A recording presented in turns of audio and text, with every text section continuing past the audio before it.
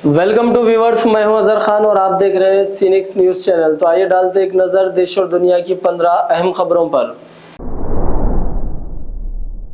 गजा में जंग को 7 माह गुजरने के बाद अब हमास ने अमन की राह पर पहला कदम रखने की रजामंदी जाहिर की है। जंगबंदी के मिस्र और कतर की तजवीज को कबूल कर लिया है, लेकिन दूसरी जानिब इसराइल का कहना है कि वो इस पेशकश का जायजा ले रहा है। गजा में जंगबंदी से इनकार पर इस्राएली वजीर आजम नेतन्याहू के खिलाफ सैकड़ों इस्राएली शहरी सड़कों पर निकल आए और एहतजाजी धरना दिया।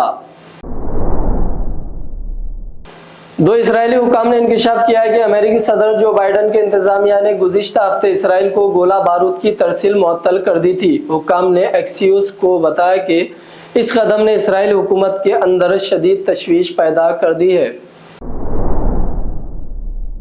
सऊदी अरब के नायब वजीर सरमायाकारी इब्राहिम बिन यूसुफ अल मुबारक ने कहा कि सऊदी हुकूमत और कंपनियां पाकिस्तान को इक्तिसादी सरमायाकारी और कारोबारी हवाले से तरजीह देती है।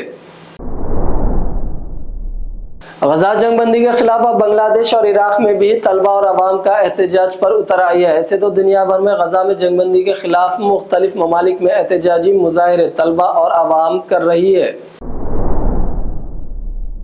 वजीर आजम नरेंद्र मोदी ने आज सुबह 7:45 पर रानीप के निशाल स्कूल में अपना वोट डाला। इससे 4 मिनट पहले उन्होंने पोलिंग बूथ के बाहर खड़ी एक बच्ची सिया पटेल को ऑटोग्राफ दिया है। लड़की उनकी तस्वीर के साथ खड़ी थी।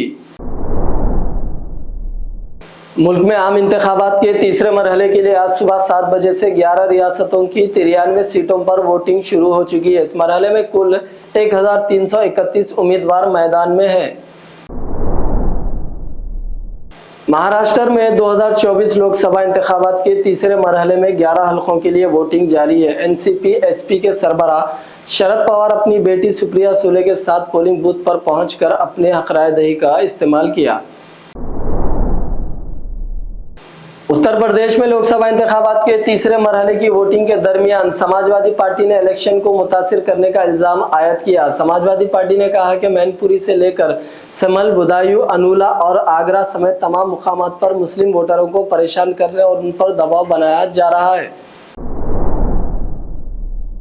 दिल्ली के वजीर आला अरविंद केजरीवाल की मुश्किलात मजीद बढ़ सकती है। अरविंद केजरीवाल पहले ही तिहाड़ जेल में बंद है, जबकि अब दिल्ली के लेफ्टिनेंट गवर्नर विनय कुमार सक्सेना ने उनके खिलाफ एनआईए को इंक्वायरी करने की सिफारिश की है। चीफ मिनिस्टर रेवंत रेड्डी ने तेलंगाना में 11 मई तक पार्टी के इंतखाबी मुहिम का शेड्यूल तय कर लिया है। चीफ मिनिस्टर की मुहिम के दौरान राहुल गांधी और प्रियंका गांधी भी तेलंगाना का दौरा करेंगे। बीआरएस की रुकन कानून साज काउंसिल के कविता को दिल्ली की खुसूसी अदालत ने जमानत देने से इनकार करते हुए फिर एक बार मायूस कर दिया। कविता ने दिल्ली शराब स्कैम केस में ईडी और सीबीआई केस में जमानत के लिए दरख्वास्त हासिल की थी। हैदराबाद डीसीसी के सदर और हैदराबाद लोकसभा के कांग्रेस उम्मीदवार मोहम्मद वलीउल्लाह समीर ने इल्जाम लगाया कि 10 साल तक रियासत और मरकज में इख्तिदार में रहने वाली बीआरएस और बीजेपी ने हैदराबाद शहर को तरक्की देने में नाकाम रही।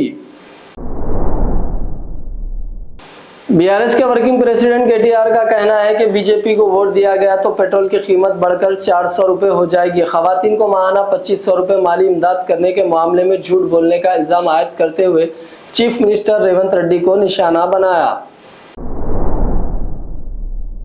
बीआरएस के उम्मीदवार हल्का लोकसभा सिकंदराबाद पद्माराव गौड़ ने कहा है कि असल मुकाबला कांग्रेस और बीआरएस के दरमियान में है, बीजेपी मुकाबले में शरीक ही नहीं है।